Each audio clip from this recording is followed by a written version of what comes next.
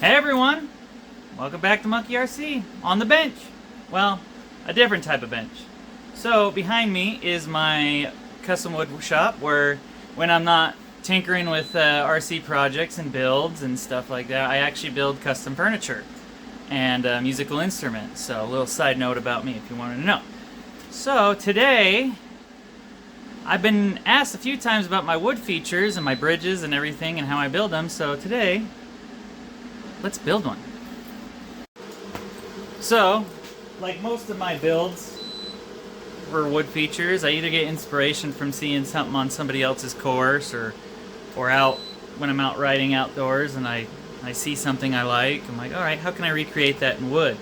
And most of the time I'm just using scraps around the shop. I happen to be fortunate since I do work a lot with hardwoods and different species and stuff like that. I do have an excess of wood, but if you're just going to your local box shop, you can find stuff. You can even get on some of your like Facebook marketplaces and find plywood that's, even though it looks broken in half or something like that, there's still a good piece in there. I've made some really awesome features with just scraps. So today what I did was I decided to challenge myself, and I have a collection of some random steel rods, and I just kind of picked this up and I said, okay, what can I make with this that would be super awesome? And I'll show you what I'm laying out right now and how we'll get it built. Okay, so here we have what is the beginning of, I think, is going to be a really sweet feature. Don't mind the mess, I'm making some other things for other people, but what I'm thinking is make a nice box shape, lower frame rails, and we'll mount this in the middle of these two boards, set in. I'll even set some screws in to keep it from sliding out. And what I'm thinking is a sway bridge. So we'll cut some nice pieces, mount them in there. Little teeter-totter. And we'll do it down the whole thing. And we'll see what we can do to make this a super fun and super challenging obstacle.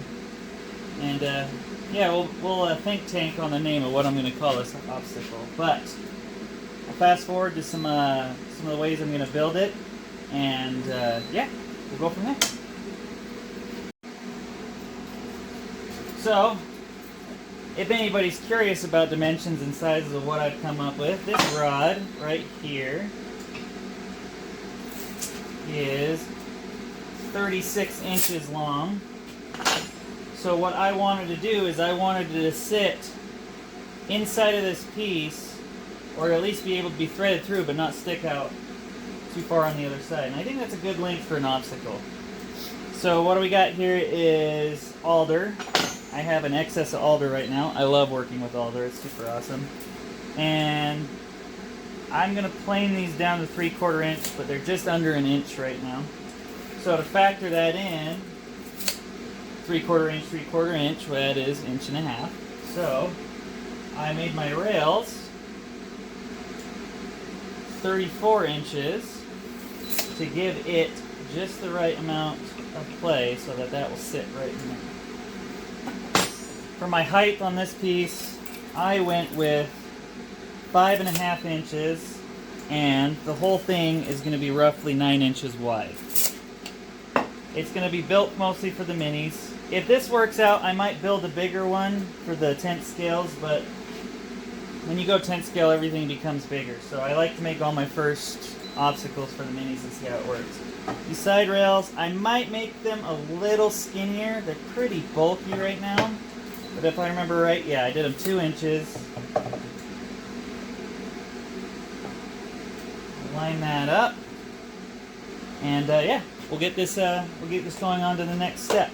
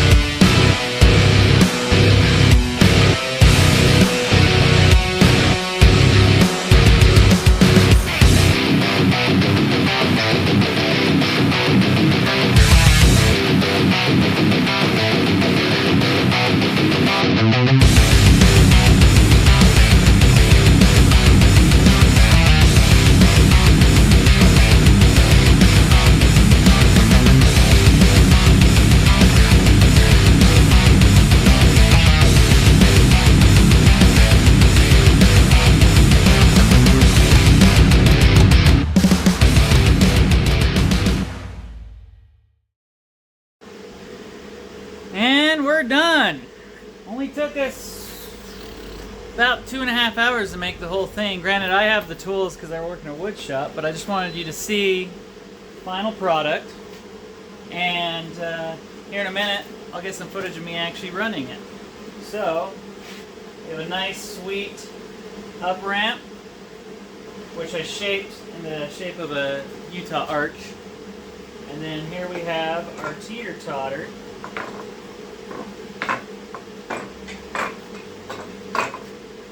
To the exit. All in all, wasn't very hard to make.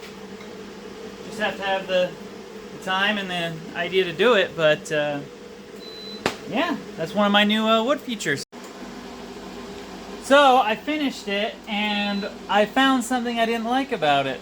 Go figure. So that's what happens with ideas you kind of develop on the fly. So what I thought it would do is as tires grabbed it, it would naturally start teetering, but what I found was if two went, my tire would sink down in here and just pull it over. So to remedy that, I think I've got a pretty good idea for a fix. What I'm going to do is I'm going to staple this nice rope every other one. So as one goes, it will pull every other one. In theory. We'll see how it goes. So far I'm liking it. I'll go through and I'll staple some more. I'll skip to the end when it's done, and then I'll get some more footage of the actual... I didn't get any footage of it messing up because I was not a fan. It was apparent right off the get-go. I'm like, this could be better. And the only way it worked is if you just always stayed on one side, and where's the fun in that? We want it to be a challenge, right? So, yeah, let me finish stapling all this up, and then I'll show you some footage of it working with a car on it. All right?